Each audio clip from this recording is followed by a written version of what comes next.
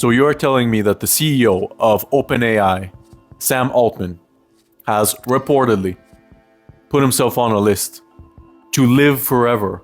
Okay, but here's the catch. This is going to cost him his life. It's going to be 100% fatal. Why would anybody do this? It's beyond me. It's absolutely insane. What, he's trying to preserve his billions and billions of dollars? Why is he doing this? Why is he doing this insane decision? Can you imagine yourself in his shoes, and you know it's the next day when they're about to put you in the cryogenics lab, and they're about to put your brain in there, and they're like, it's your turn, buddy. It's your turn on the list. Now, we're doing this now. Absolute insanity. Why would he do this? First of all, it's a company called Nectome, and this was in 2018, right? And it's absolutely 100% fatal to be on this wait list. They preserve your brain, okay, and they promise you digital immortality, basically. This is Silicon Valley ideas. They're ideas of trying to preserve their billions and billions of dollars that they've accumulated throughout their lives. They don't want to let them go. Okay, that's what they're doing. It's absolutely insane. So, what's the real thing, right? What's the real story? So he paid $10,000, which it's not that much. $10,000. You could probably pay that amount. And there were 25 people. They grew to 30 people eventually. They were like early supporters. And this was a controversy. It was a big controversy because why would anybody do this, first of all? And how can you buy yourself immortality? So this company was under a lot of heat back then. Their idea was to preserve brain structure. So that's what Sam Altman wanted to do, reportedly, right? To preserve the synapses, to preserve the connectome, all of the small details of the brain that you lose immediately upon death. He wanted to keep all of that. It's the idea that memory is just information in your brain that can be reconstructed in the future. You can emulate the brain, your memories, your life in the future. You're basically like creating a backup of your brain. You're mapping it and then you're preserving it. Okay, how does this work? Basically, they try to preserve your brain, but you cannot do this while you're alive. That's the thing. They have to preserve it as you are currently living, and they replace your circulation and they use a bunch of chemicals. And your brain, after that, is not going to be alive anymore. Your body is, they cast that aside, don't need it anymore. It's not alive anymore.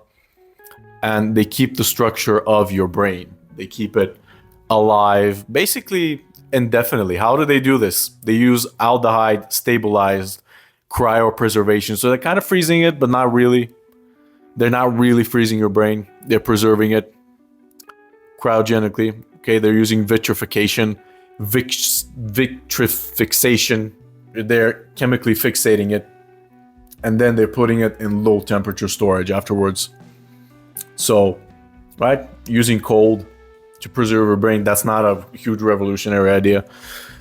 Okay, it's like turning the structure into glass, basically, and that way they avoid the ice damage to the brain through crystals, because we know that when you freeze basically any type of body structure and small crystals form, they turn everything into shreds.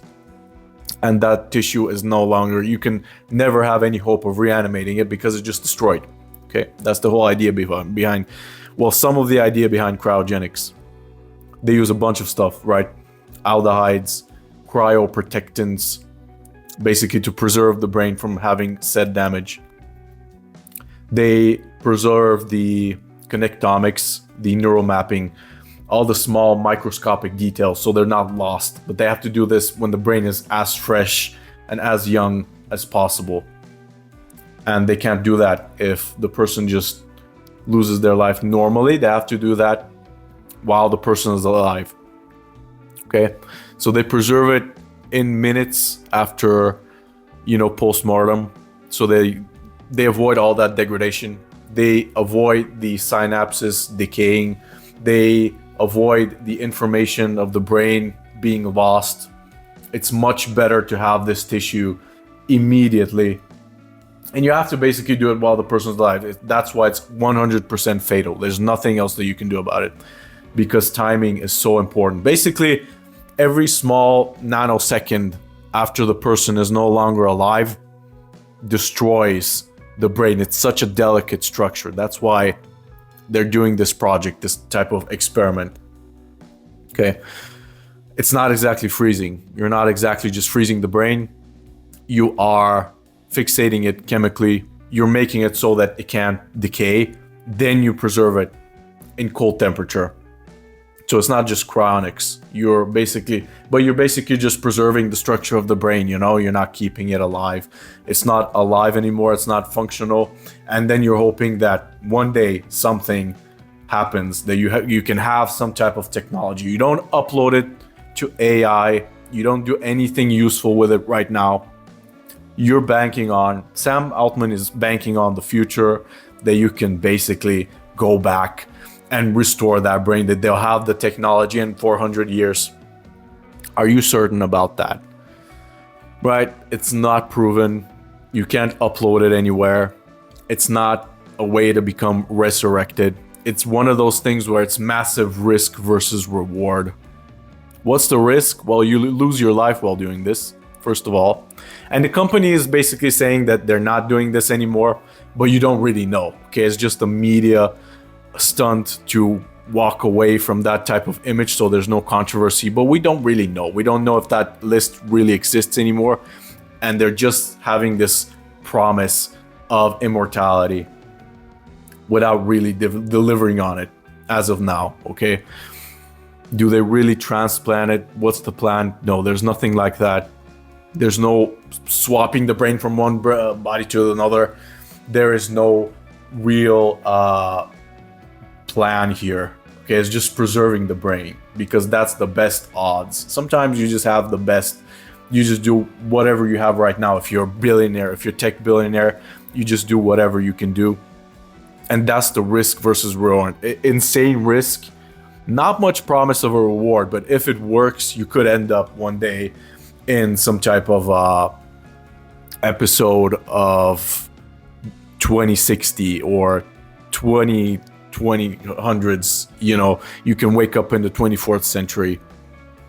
But the odds of that, is that really likely to occur? Okay.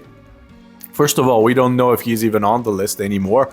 We don't know if it's confirmed. This is just from 2018. And since then, the company has pivoted from that image. They don't want to have it anymore. But we don't know if it's been discontinued. We don't know. We don't know if he's waiting for his turn. It's unknown. But that list probably exists. And if it's been publicly stated, at some point, you know that a list like that, or there's some billionaire out there who still wants to do this, if not Sam Altman, he's probably not given up on that idea. And imagine you have billions of dollars, you're probably wanting to do some crazy stuff to keep it. Okay?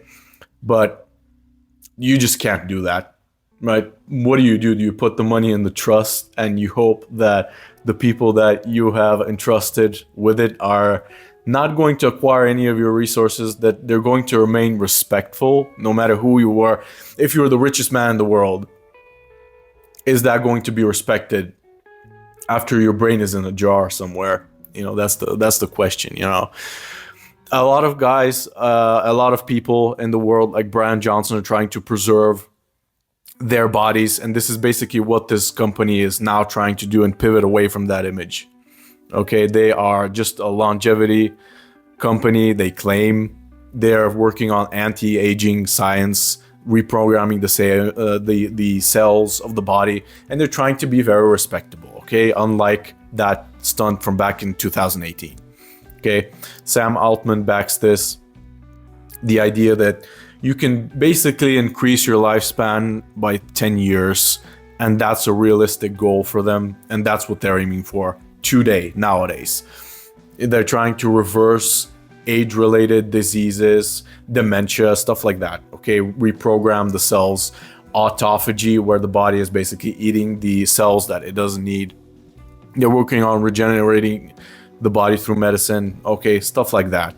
OpenAI is in on this. They have their GPT-4B micro model, which is basically endorsed, created by Sam Altman, that it can be used to basically biohack into the body and remove some of the, well, basically it works for longevity as well. You know, you have stuff that they're working on with Yamanaka factors together, which are Yamanaka factors are basically using stem cells to regenerate them into younger cells. That's the basic gist of it. Okay, they're trying to reprogram the body through stem cell research, and they are reportedly receiving some good results. You know, they're getting some 50x biomarker results that are pretty good. You know, so they're probably achieving something, which sounds like a better idea than you know, going in all in on a 100% fatal experiment that you cannot survive from